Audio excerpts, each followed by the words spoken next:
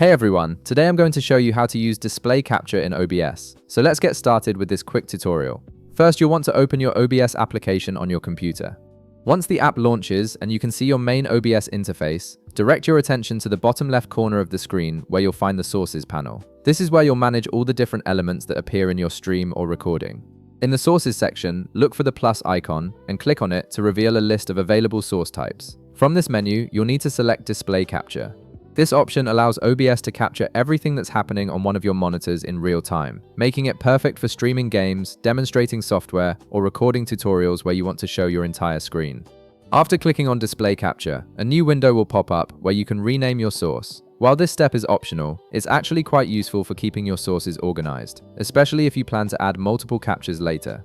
For example, you might want to name it something like Main Monitor or Gaming Display, so you can easily identify it among your other sources. Once you've entered your preferred name, go ahead and click OK to proceed. Now, another window will appear with various settings for your display capture. Navigate to the display option within this window, and you'll see a drop-down menu that lists all the monitors currently connected to your computer. Click on this drop-down menu and select your preferred monitor from the list. This is particularly important if you're using a multi-monitor setup, as it allows you to choose exactly which screen you want OBS to capture.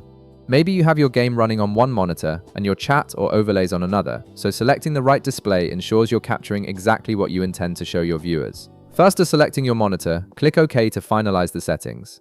Your chosen display will now appear as a source in your OBS scene, and you'll be able to see a live preview of everything happening on that monitor right within your OBS window.